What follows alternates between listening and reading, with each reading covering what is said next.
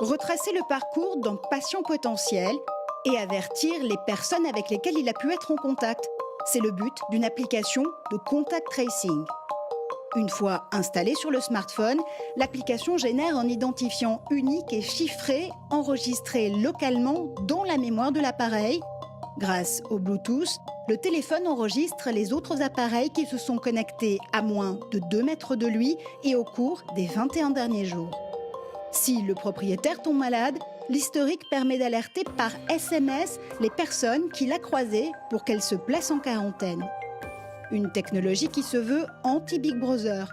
Contrairement aux coordonnées GPS ou aux antennes relais, le Bluetooth ne s'appuie pas sur la géolocalisation. L'option peut être désactivée à tout moment. Pas question non plus de recueillir l'historique des contacts ou de l'état de santé des utilisateurs.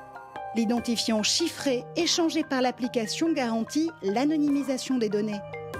Le gendarme des libertés informatiques, la CNIL, rappelle que ce logiciel doit avoir une durée de vie limitée et justifiée d'un objectif clair de santé publique.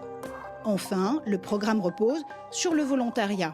L'application de contact tracing n'est pas obligatoire, mais selon les chercheurs britanniques, elle doit être utilisée par au moins 60% de la population pour être efficace dans la lutte contre l'épidémie.